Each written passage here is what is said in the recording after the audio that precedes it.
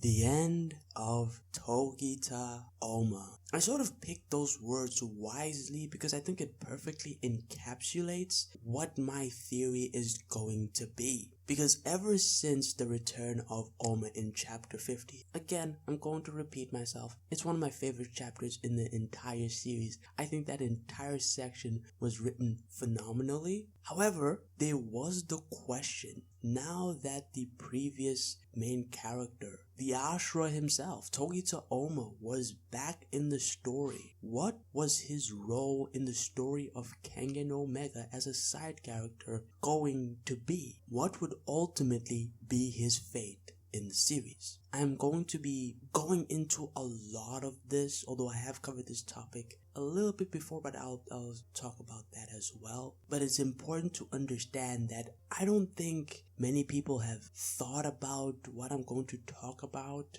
or at least haven't fleshed it out as much as I will. So before we get into that, don't forget to like and sub. I cover Kengan analysis, theories, and other content on this channel all the time. So if you like any of that stuff, you can subscribe, you can like the video. But let's not waste any more time and talk about what the end of Ohma actually means. But before we actually get into that, we need to talk about Ohma's role in the story so far. I covered this a lot in my Should Koga Learn the Niko Style video. It was one of my first sections. I recommend you watch that video as I flesh out those points a lot more, but I talked about Ohma as Koga's mentor and his rival in the story. We know from chapter 0, it's one of the first, actually it's the most memorable thing if you remember chapter 0, is that Koga wanted to fight Ohma from the very beginning of the story. That's the person he was after ever since he's lost. He's grown a lot since then, but that goal hasn't really changed. And I don't think the author of Kengan Omega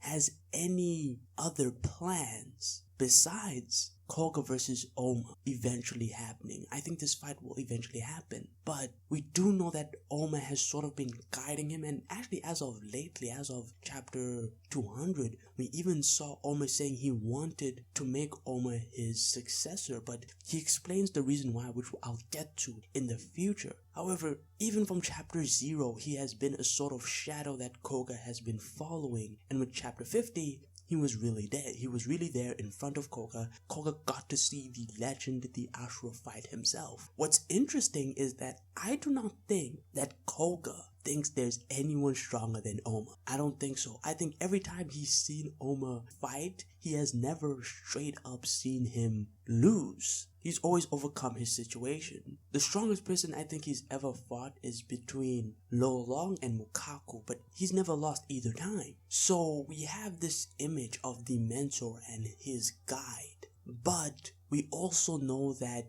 this is actually coming to an end eventually. One, because Ohma isn't a main character in this story. Let's be honest about that. But the other is the many hints in the Kengan Omega story that shows that something will eventually happen to Togita Ohma, and it's sort of in the background, and I think we're finally here with the worm and death dealers coming to the Kengan Association and the war that's about to happen there right now. We are finally at that point, but I want to show you every single part that has foreshadowed this moment and what it will mean for Ohma. One of the first hints, or one of the first foreshadowings, is the death of Kure Urio in chapter 145. Towards the tail end of that chapter, Kure Urio actually tells Ryan to go and train, because at that point he had a hint of what was going on with the connector and whatnot, but he said if his hunch was true, then that the person they're really up against is far beyond him. In his own words, if my hunch is correct, you're contending with a foe that's far beyond you. Here we have Kure Urio saying that and encouraging Ryan that if he wants to protect Ohma, to be of help to Ohma, he needs to train. So you have Ryan being caught up in this. Even though he seems like he's not here yet, I think he is going to be a big part of this puzzle when it comes to the end of Ohma. So you have that piece of foreshadowing. Then you have in the Berserker Bowl arc, or Brawl arc where Ohma was fighting against Canada for a bit, and he talks about his own worry, his own feeling that something big is going to happen, and he tells Canada this, and he actually says to him, he's like, this might sound kind of stupid, but I got a feeling that something's gonna go down soon. So Ohma has had this feeling, and this feeling has directly led to Ohma wanting to make Koga his successor as soon as possible. And we see him straight up tell Koga this in chapter 200, where he says, I want you to inherit my Niko style, not just a few moves, but the whole thing. If I can trust anyone with it, it's you. So if something happens to me, so here we are, we have it again.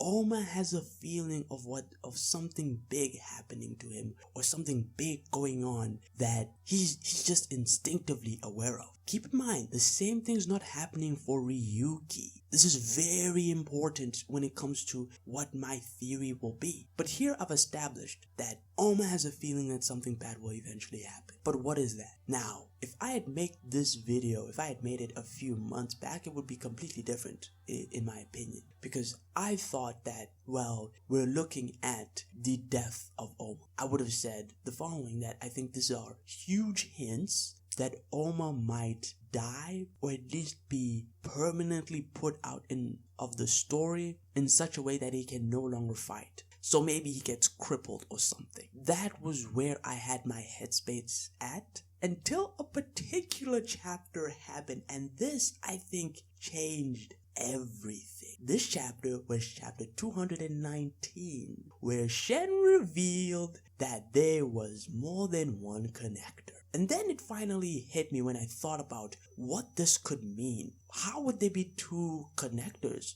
Wulong and Lohan. Why would Sandro ever do something like this? Then I remembered, if they are the two strongest antagonists, then we coincidentally have two protagonists, Koga and Ryuki. But then I also realized that, wait a minute, no one wants Ohma dead.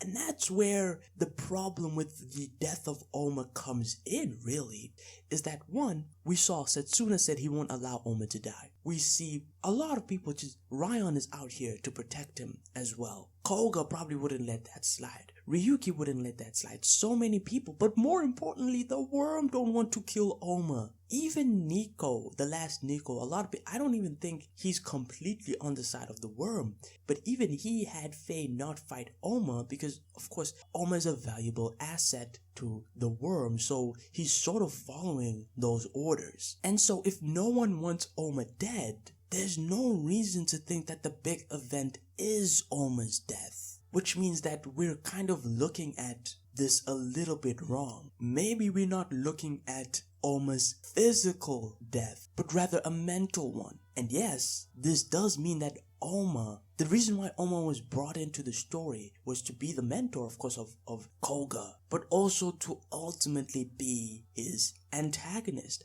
I believe that Ohma will become the connector. He'll become Shen at some point. They will successfully retrieve Ohma and essentially maybe rewipe his memories or do whatever it is that results in Ohma not being the same person anymore. And that would completely shift how we see the series. And if you think it's impossible, wait, how is that even possible? I want y'all to think back to Gilbert Wu and how he acted the first time we saw him. When we saw him in his fight against the Westwood faction when there was a civil war of sorts, he talked about being his own king. He talked about how, he didn't want the Westwood faction to function the way it used to in the past. He seemed like his own type of guy. Fast forward, I pointed this out in my Shen Wulong's fighting style video, where you fast forward to now, oh, he's a big servant now, all of a sudden. So I think Shen, either Lohan or Wulong, has that effect. They somehow capable of doing that to someone else. But ultimately, this completely shifts the dynamics of the story, and that's the next part I'm going to cover. And that is, if Ohma becomes the connector, how does that change everything? one, this does have the intended effect of Ohma being one of the final bosses. That would be big, but it's also kind of in line. Sandro would be doing well on his promise of Koga versus Ohma in this context. And if Ohma truly is the strongest, as Koga has always seen Ohma, if Ohma is the strongest and continues to be the strongest in Ohma's eyes and in the eyes of the entire verse, that is somewhat, you could say, maintained. But also, if you think about it, this does change the stance or the hierarchy of where the other Niko will be, because then it's a question of, if Ohma's that powerful, he could kill Niko at any point in time, but I think he'll have Niko as a sort of pseudo-servant at that point. And even if he retains some of his memories as Ohma, I think there will be that context of being the connector that will simply let Niko be. I don't think Ohma will be the one to kill Niko regardless, or defeat Niko at all. I think it'll be another character, which I will cover in another video. But this also means that Setsuna, Ryan, Koga, their mission will be to defeat this Shen Ohma and bring back the Ohma that they originally know, which will involve, of course, coming into conflict with Ohma as the connector, at least. And it's important to understand, at least in this context, is that the reason why I think this is likely to happen more than anything really is that, one, I don't think this will happen for Ryuki. I think Ryuki will find a way to escape being brainwashed or being turned into a Shen. I think he'll do that. I think the reason is because his character is seemingly pointing in that direction, but also the fact that he's a main character. So I think Ryuki will fight Shen in the end. Koga, however, will be the person who ends up saving Ohma in the end of the story, and ultimately becoming stronger than him. And by becoming stronger than Ohma, he becomes one of the strongest characters in the series itself. I think that's how it ends. I think if Ohma becomes the connector, it could change the playing field, just as I described, with Niko now being basically Ohma's bitch, with Ryan, Setsuna, and all these friends trying to get their friend back, worried for the friend that they've lost, who's become basically the connector and somewhat lost a part of his personality, and people eventually pinning their hopes on Koga. I think it vastly increases the value of both Ohma and Koga's characters. So I think Sandro is actually going in that direction. I generally do think that. But if this isn't the direction it goes, it could go the route that I was thinking of before, and that is that, simply put, he teaches Ohma Demon's Bane and all